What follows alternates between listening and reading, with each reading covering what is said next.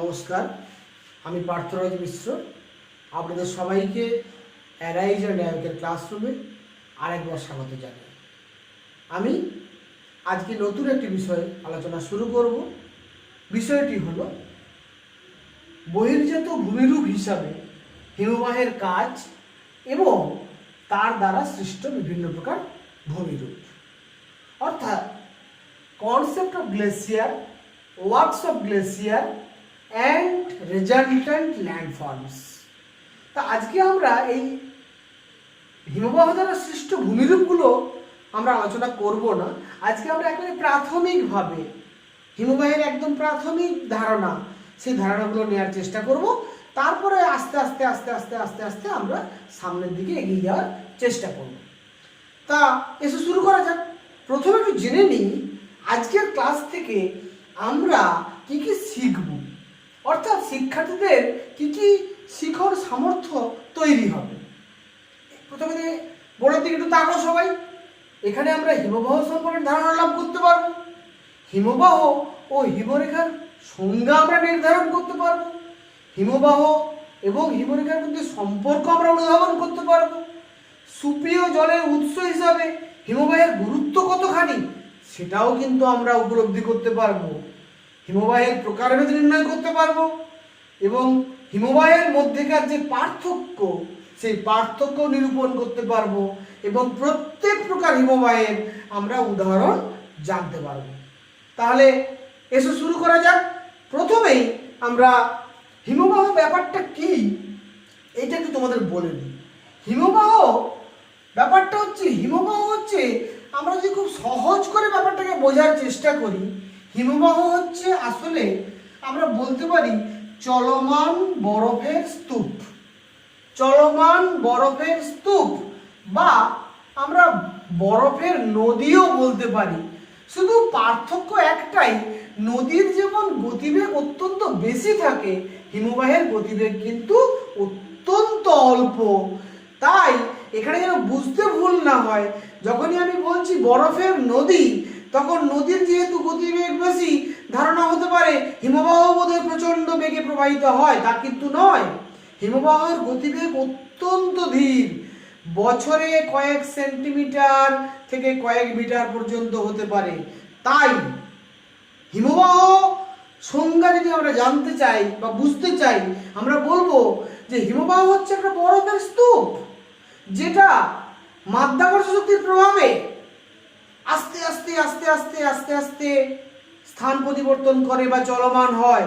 এরূপ বিশাল অঞ্চল জুড়ে অবস্থিত চলমান বরফের স্তূপকে আমরা বলবো হিমবাহ।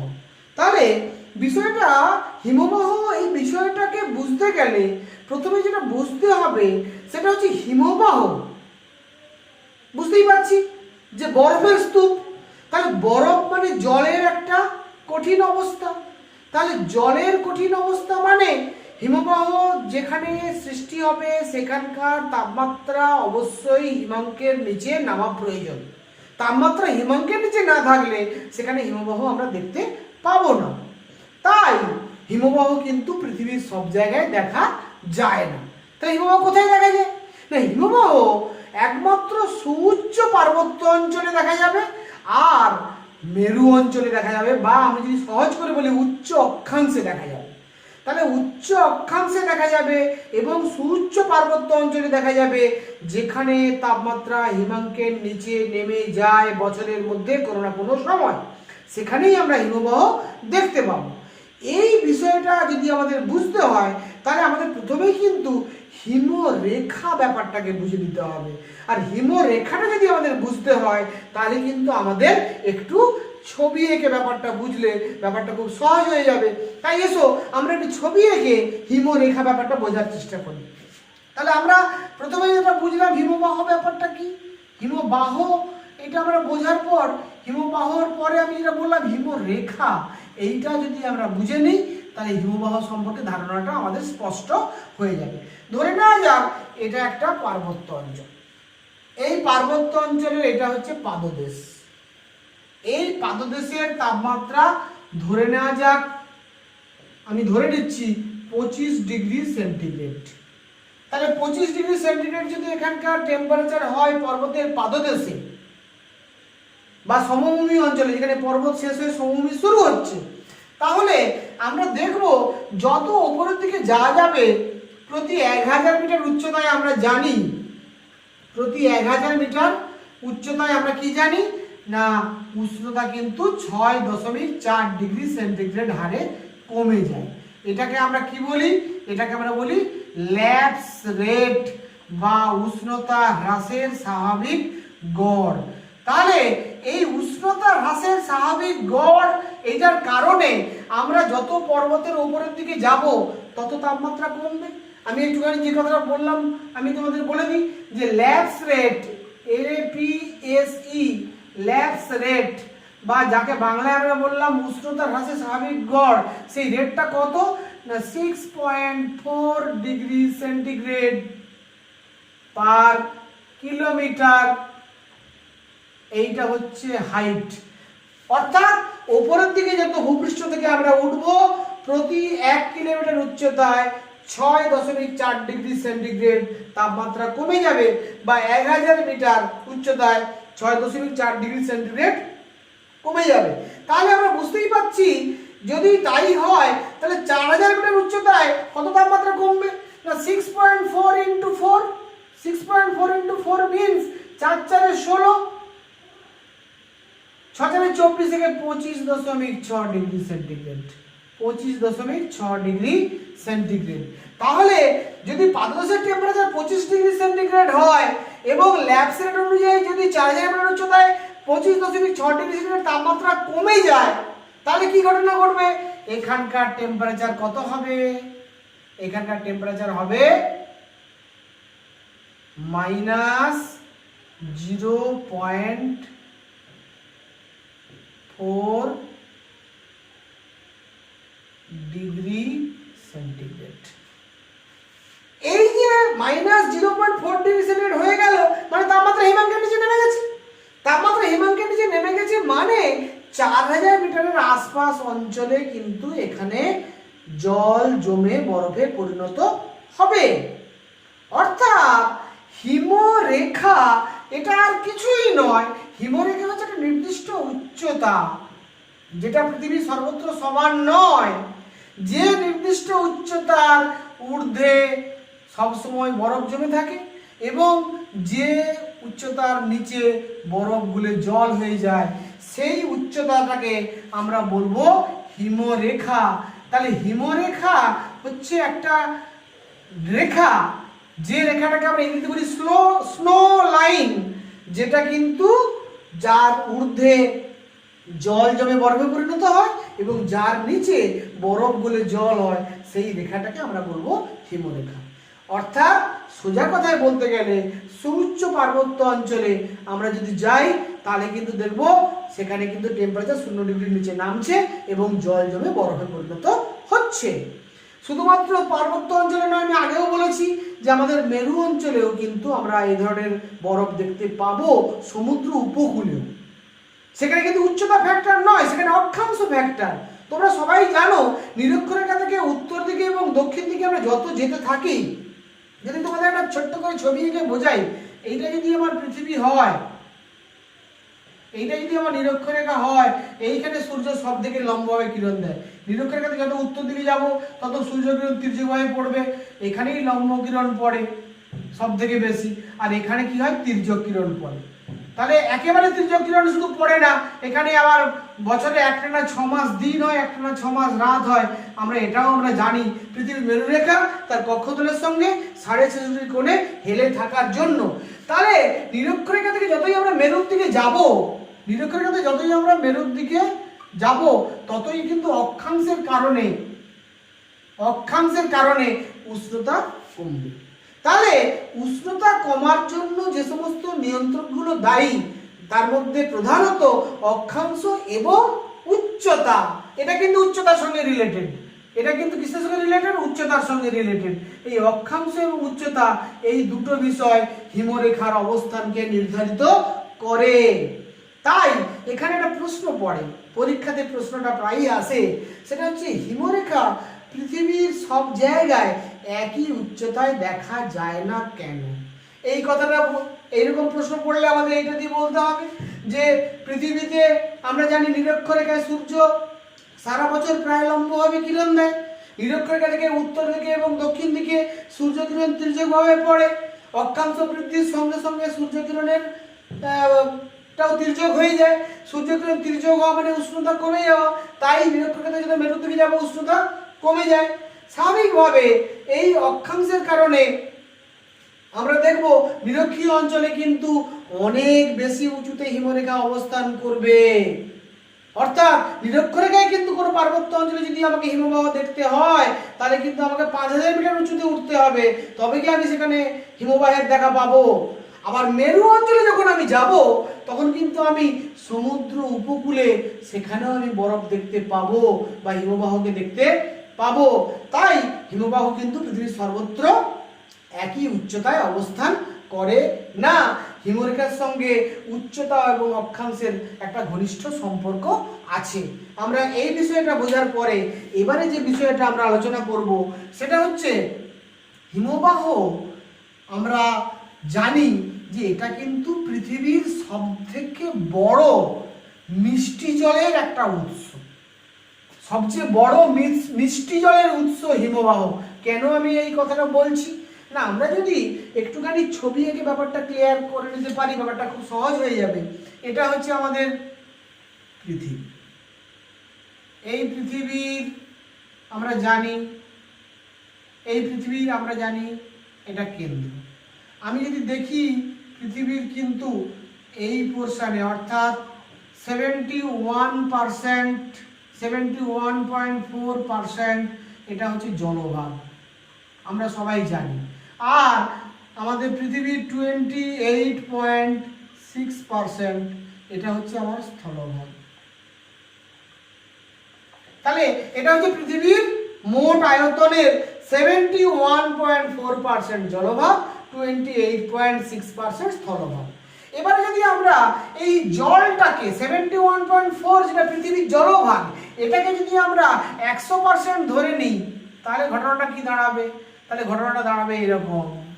এইটা যদি আমার জলভাগটাকে আমি যদি এইভাবে একটা পাই ডায়াগ্রাম আকারে বোঝার চেষ্টা করি তাহলে এই জলটাকে যদি 100% ধরে নিই, এই জলটার 97% জল, 97% জল, এই জলটা লবণাক্ত জল। এই জলটা লবণাক্ত জল। আর অনলি 3% জল যেটা থাকলো এইটা কিন্তু সুপেয় জল বা মিষ্টি জল। সুপেয় জল বা মিষ্টি জল আমরা বলতে পারি যদি আমরা জলভাগটাকে 100% ধরি। জল ভাগটাকেই যদি আমরা 100% ধরে নিই তাহলে কিন্তু পাই ডায়াগ্রামটা দাঁড়াচ্ছে এইরকম। এই যে 97% লবণাক্ত জল, অর্থাৎ এগুলো হচ্ছে আমাদের যে 5টা মহাসাগর আছে এবং সেই মহাসাগরের সঙ্গে তার সন্নিকটে যে সাগর উপসাগরগুলো আছে সেই সাগরের জলকে বোঝাচ্ছে বা লবণাক্ত হ্রদের জলকে বোঝাচ্ছে। এই জলটার পরিমাণ হচ্ছে, আমরা যদি বলি এই টোটাল 100% জলটার পরিমাণ আমরা যদি বলি তাহলে এটা হচ্ছে প্রায় 138.6 কোটি কিউবিক কিলোমিটার। এইটা হচ্ছে মোট জলের আয়তন, পৃথিবীর মোট জলের আয়তন। এটা জলভাগের আয়তন যেটাকে আমি 100% ধরে নিয়ে পাই ডায়াগ্রামটা আঁকলাম। 138.6 কোটি কিউবিক কিলোমিটার। এর 97% জল লবণাক্ত, মানে প্রায় 135.1 কোটি কিউবিক মানে ঘন কিলোমিটার। এই পরিমাণ জলটা হচ্ছে আমার লবণাক্ত জল। বাকি যে মাত্র 3% জল সেটার পরিমাণ হচ্ছে আমরা যদি বলি তাহলে 3.5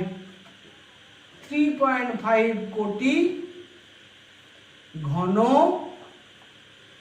কিমি, এইটা হচ্ছে আমার পৃথিবীতে মিষ্টি জল। তাহলে মিষ্টি জলের আমরা পার্সেন্টেজ জানলাম, মিষ্টি জলের পরিমাণ জানলাম। বুঝতেই পারছো এই যে 3.5 কোটি ঘনমিটার মিষ্টি জল, এটাকে যদি আমরা একটা পাই ডায়াগ্রামে 100% ধরে নিই, তাহলে আমরা আরো ব্যাপারটা আমাদের কাছে ইজি হয়ে যাবে। এইটাকে আমি ধরে নিচ্ছি 100% মিষ্টি জল। মিষ্টি জলের 100% এর মধ্যে 68.7%, মানে প্রায় 70%, 68.7% মানে হচ্ছে আমরা যদি বলি এটা 68.7%, এই জলটা আমাদের হিমবাহতে বরফরূপে অবস্থান করছে। এই জলটা কিসে অবস্থান করছে? হিমবাহতে বরফরূপে অবস্থান করছে। হিমবাহতে এটা বরফ হিসাবে গোটা পৃথিবীতে অবস্থান করছে। এর পরিমাণ কত? বরফরূপে আছে, এর পরিমাণ কত? এই যে আমি বললাম 68.7%, এর পরিমাণ হচ্ছে প্রায় 2.41 কোটি ঘন কিলোমিটার। এইটা আমাদের বরফ রূপে এই পরিমাণ জলটা কিন্তু আছে।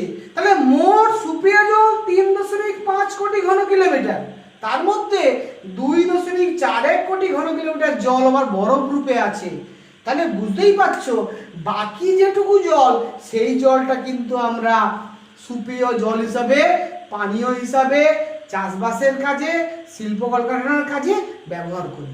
তাহলে বুঝতে পারছো যে হিমবাহ অ্যাকচুয়ালি সুপেয় জলের উৎস হিসাবে আমাদের পৃথিবীর কাছে, পৃথিবীর মানুষের কাছে, পৃথিবীর সমস্ত মানুষের জীবন জীবিকার স্বার্থে কতখানি গুরুত্বপূর্ণ। পৃথিবীকে টিকিয়ে রাখার স্বার্থে, পৃথিবীকে বাঁচিয়ে রাখার স্বার্থেও এই হিমবাহের যে বরফ রূপে অবস্থান, যে জলের পরিমাণটা, এটা আমাদের ব্যাপক, আমাদের কাছে গুরুত্বপূর্ণ। তাই হিমবাহকেও কিন্তু আমাদের যে কোনো প্রকারে পৃথিবীতে বাঁচিয়ে রাখতে হবে। কারণ হিমবাহ যদি না থাকে তাহলে হিমবাহ থেকে সৃষ্ট নদীগুলো শুকিয়ে যাবে, আর হিমবাহ থেকে সৃষ্ট নদীগুলো যদি শুকিয়ে যায় তাহলে কিন্তু গোটা মানব সভ্যতা একটা ভয়ানক বিপদের দিকে এগিয়ে যাবে।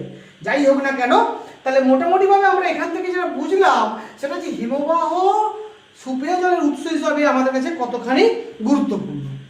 এবারে আসা যাক, আমি এবারে যদি আসি ব্যাপারটায়, তাহলে হচ্ছে আমরা আজকে আর যেটা পড়বো সেটা হচ্ছে হিমবাহের শ্রেণী বিভাগ, বা হিমবাহ কত প্রকারের হয় এবং প্রত্যেক প্রকার হিমবাহের আমরা উদাহরণগুলো জেনে নেব আজকের এই ক্লাস থেকে। হিমবাহর শ্রেণী বিভাগ অর্থাৎ টাইপস অফ গ্লেসিয়ার। আমরা এবারে যেটা পড়বো types of glacier, TYPES, types of glacier. Glacier, এই টাইপস অফ গ্লেসিয়ার কত রকমের? আমরা যদি একে বাংলাতে বলি, বাংলা মাধ্যমে ছাত্রদের সুবিধার জন্য, তাহলে বাংলাতে যদি বলি এটা মূলত 3 রকমের। একটা হচ্ছে মহাদেশীয় হিমবাহ, মহাদেশীয় হিমবাহ আমরা একে বলতে পারি, মহাদেশীয় হিমবাহ। আর একটা কি, এটা হচ্ছে পার্বত্য বা উপত্যকা হিমবাহ। তাহলে যাহাই উপত্যকা হিমবাহ তাই কিন্তু পার্বত্য হিমবাহ, এটাকে গুলিয়ে নেওয়া যায়, এটার মধ্যে কোনো পার্থক্য নেই। আরেকটা হচ্ছে পাদদেশীয় হিমবাহ, পাদদেশীয় হিমবাহ। এবারে আমরা প্রতিটা হিমবাহের আগে উদাহরণগুলো জেনে নিই, তারপরে আমরা কোনটাকে কি রকম সৃষ্টি হয়, কোথায় অবস্থান করে, তার সংজ্ঞা ইত্যাদি জানবো। মহাদেশীয় হিমবাহ আমরা সবাই জানি, মহাদেশ এই কথাটা আছে মানে আমার প্রথমেই মনে আসবে আন্টার্কটিকা মহাদেশের কথা, আর এটা দক্ষিণ গোলার্ধের ক্ষেত্রে। আর উত্তর গোলার্ধে মহাদেশীয় হিমবাহের জন্য সব থেকে গুরুত্বপূর্ণ যদি জায়গা হয়ে থাকে সেটা হচ্ছে কানাডার উত্তর অংশ, গ্রিনল্যান্ড, ইউরোপের উত্তর অংশ এবং রাশিয়ার উত্তর অংশ। এই জায়গাগুলোতে যে বিশাল মহাদেশীয় অঞ্চল জুড়ে যে হিমবাহটা অবস্থান করে সেই হিমবাহগুলোকে বলা হচ্ছে মহাদেশীয় হিমবাহ। তাহলে মূলত আন্টার্কটিকায় গেলে কিন্তু আমরা মহাদেশীয় হিমবাহ দেখতে পাবো। পৃথিবীর মধ্যে সব থেকে দীর্ঘতম মহাদেশীয় হিমবাহের নাম হচ্ছে ল্যাম্বার্ট হিমবাহ, যেটা হচ্ছে 129 কিলোমিটার লম্বা। ঠিক আছে, এটাই পৃথিবীর বৃহত্তম মহাদেশীয় হিমবাহ। তোমাদের কিন্তু এই নামটা মনে রাখতে হবে, কারণ এখান থেকে কিন্তু তোমাদের শর্ট প্রশ্ন পড়ে। এরপরে যদি আমরা বলি পার্বত্য উপত্যকা হিমবাহ কাকে বলে, না পৃথিবীর বিভিন্ন সুউচ্চ পার্বত্য অঞ্চলে পর্বতের গাত্রদেশ থেকে আস্তে আস্তে আস্তে আস্তে বরফের স্তূপ যখন নিচের দিকে নেমে আসে, এই পার্বত্য অঞ্চলে অবস্থানকারী বরফের স্তূপ যেগুলো অত্যন্ত ধীরে ধীরে উপত্যকার দিকে নেমে আসে, তাকেই আমরা বলছি পার্বত্য বা উপত্যকা হিমবাহ। পৃথিবীর সব থেকে বড় পার্বত্য বা উপত্যকা হিমবাহের নাম হচ্ছে আলাস্কার হুবার্ট। এটা হচ্ছে সব থেকে বড় পার্বত্য হিমবাহ। তোমরা জানো আলাস্কা কিন্তু উত্তর আমেরিকা মহাদেশের আমেরিকা যুক্তরাষ্ট্রের অংশ, অথচ কানাডার একেবারে পার্শ্ববর্তী উত্তর পশ্চিম দিকে অবস্থিত। এই আলাস্কাতে হুবার্ট নামক যে হিমবাহটি, এই আলাস্কার হুবার্ট হিমবাহটা হচ্ছে সব থেকে বড় পার্বত্য বা উপত্যকা হিমবাহ। আর ল্যাম্বার্ট হচ্ছে সব থেকে বড় বৃহত্তম মহাদেশীয় হিমবাহ বা সবচেয়ে দীর্ঘতম মহাদেশীয় হিমবাহ আমরা বলতে পারি। এবারে আমি আসছি আমাদের ভারতবর্ষের সব থেকে বড় হিমবাহ কোনটা। ভারতবর্ষের যে বড় হিমবাহ তার নাম হচ্ছে কারাকোরাম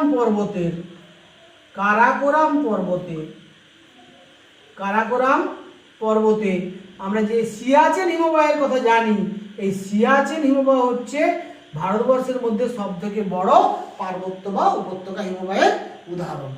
আর পাদদেশীয় হিমবাহ কাকে বলবো আমরা, না যে হিমবাহ পর্বতের পাদদেশে অবস্থান করে, অর্থাৎ সুউচ্চ পার্বত্য অঞ্চলে নয়, আবার উচ্চ অক্ষাংশে মহাদেশীয় অঞ্চলেও নয়, পর্বতের পাদদেশে যদি হিমরেখা অবস্থান করে এবং সেখানে যদি আমরা হিমবাহ দেখতে পাই, তাকে আমরা বলবো পাদদেশীয় হিমবাহ। এইভাবে আমাদের পৃথিবীর বৃহত্তম পাদদেশীয় হিমবাহের নাম হচ্ছে আলাস্কার, এটাও আলাস্কাতে অবস্থিত। আলাস্কার, আমি আগেই বলেছি আলাস্কাটা উত্তর আমেরিকা মহাদেশের আমেরিকা যুক্তরাষ্ট্রের অংশ, বাট কানাডার উত্তর পশ্চিম দিকে অবস্থান, পশ্চিম দিকে, এবং আমেরিকার উত্তর পশ্চিম দিকে অবস্থান করছে। আলাস্কার মালাস্পিনা এই হিমবাহটা হচ্ছে পাদদেশীয় হিমবাহের মধ্যে সব থেকে বড় বা বৃহত্তম। তাহলে আমাদের এই তিনটে জিনিসকে মনে রাখতে হবে শর্ট প্রশ্নের জন্য। এছাড়া আরো কতগুলো আমাদের ইম্পর্টেন্ট শর্ট প্রশ্ন এখান থেকে আসতে পারে। পৃথিবীর দ্রুততম হিমবাহ কোনটা? দ্রুততম হিমবাহের কথা বলতে গেলে প্রথমেই যে আমরা নামটা মনে আসে আমাদের, সেটা হচ্ছে গ্রিনল্যান্ডের কুয়ারব্যাক। দ্রুততম হিমবাহ এটা হচ্ছে গ্রিনল্যান্ডের, আমরা গ্রিনল্যান্ড একটু আগে বললাম, গ্রিনল্যান্ডের কুয়ারব্যাক এই হিমবাহটাকে আমরা দ্রুততম হিমবাহ বলে জানতাম। কিন্তু এখন বলা হচ্ছে যে গ্রিনল্যান্ডের জ্যাকোবসান, এই গ্রিনল্যান্ডের জ্যাকোবসানকেও বলা হচ্ছে জ্যাকোবসান, এটাকে বলা হচ্ছে পৃথিবীর দ্রুততম হিমবাহ। এটা নাকি বছরে 17 কিলোমিটার পর্যন্ত স্থানান্তরিত হতে পারে। বছরে 17 কিলোমিটার, এটা বছরে 17 কিলোমিটার যায়। আর কুয়ারব্যাক কতটা যেত? কুয়ারব্যাক কিন্তু আমরা যেত প্রত্যেক দিন 20 থেকে 25 মিটার এভরিডে, পার ডে, প্রত্যেক দিন। তাহলে প্রত্যেক দিন কুয়ারব্যাক 20 থেকে 25 মিটার পার ডে যায়, আর জ্যাকোবসান 17 কিলোমিটার বছরে যায়। এই জন্য এখন জ্যাকোবসানকেই পৃথিবীর দ্রুততম হিমবাহ বলা হচ্ছে।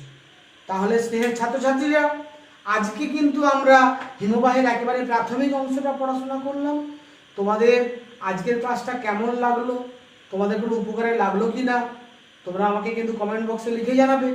এবং তোমাদের যদি ভালো লেগে থাকে তাহলে অবশ্যই তোমরা লাইক, শেয়ার এবং সাবস্ক্রাইব করবে। তাহলে আজ এই পর্যন্ত, সবাই ভালো থেকো। Thank you.